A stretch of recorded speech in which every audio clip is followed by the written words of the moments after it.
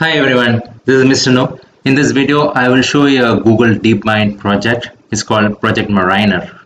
It's a research prototype exploring the future of human-agent interaction, starting with browsers. So you can automate multiple tasks simultaneously. You can use natural language to assign intelligence agents to handle time-consuming tasks like research, planning, and data entry.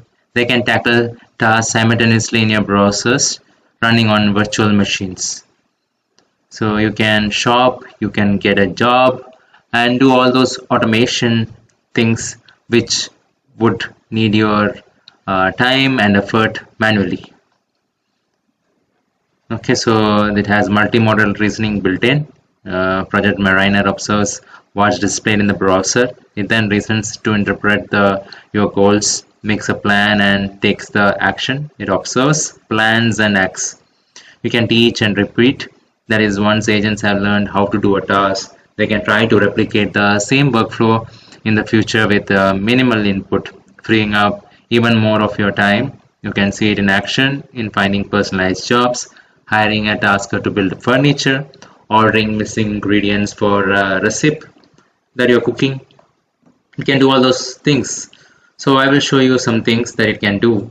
So let's say, based on my resume in my drive, can you browse climate base to find 2 to 3 new job postings for roles in the San Francisco Bay Area? That seems like a strong match for me. Briefly summarize the key requirements and application instructions for each. Okay, so I'm going to just play which is already been done.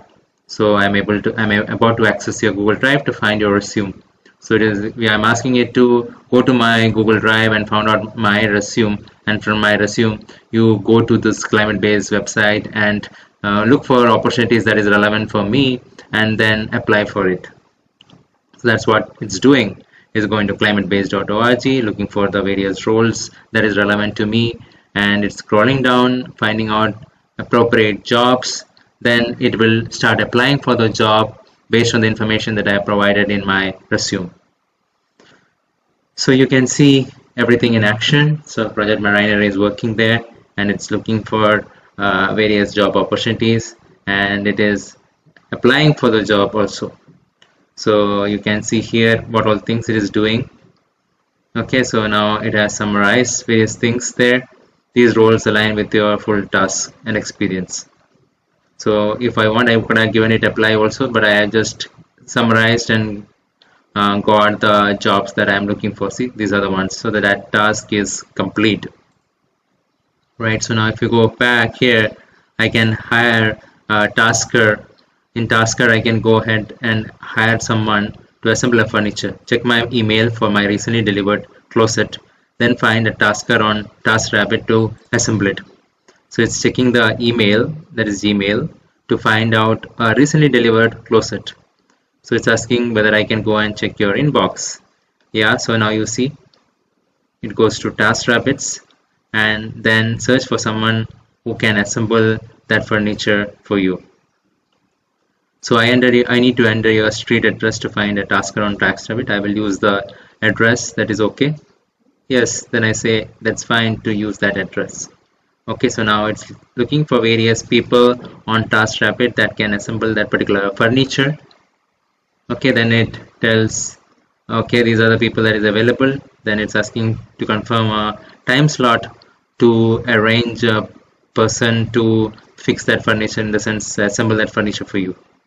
Okay, so it has finalized this booking. You will need to log in to sign up for TaskRabbit website. I've navigated to the login page. So with that ends there. So now if I go back, I can order. Maybe I'll just go to the finding the right hotel because it's more relevant. So let's say check my Google Calendar for a free weekend for that weekend. Book the best rated hotel in Brickell, Miami that has a hot tub, is pet friendly, and is fully refundable on Expedia. So I'm asking it to book it, looking at my calendar. Okay, so it is looking for various details. It's going to Expedia, and it is looking for the one which is 100% refundable. So it is going to that website and putting all the details that I put in. Based on that, it will go ahead and do the booking for me. Okay, so it is giving me the details what it is doing in that website. As you can see here, it is just having set the destination, open the date picker. I will select the June 21st to June 23rd as my check-in and check-out date. So now it's looking for various information there, that is various hotels that is available on those days. So okay, so now it's fetching the results from Expedia. Okay, so now I should apply a filter for hot tub and pet friendly and fully refundable. So it's applying those necessary filters that I have put in. Okay, so now it's again proceeding further. So these are the hotels that is available.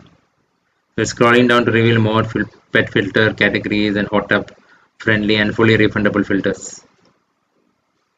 Okay, so now it is looking through those results. As you can see here, the left side, Courtyard by Marriott, Miami Downtown, Homewood, Kimpton, Epic Hotel. It's all doing on its own. So now you see it has selected this fully refundable property option. Now after doing all those, it will go ahead and finding out those hotels by getting into it and start booking it. Okay, so now you see this. It is doing all this work that you would do normally manually, going through all those properties.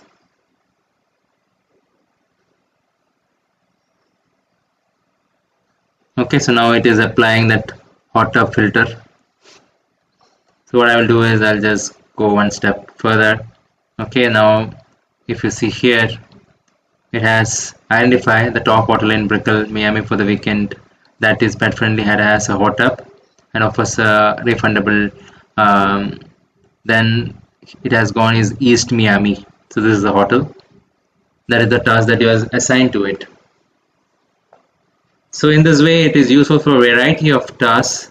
You can deploy it for a variety of tasks, which is repeatable and where you need a lot of manual work.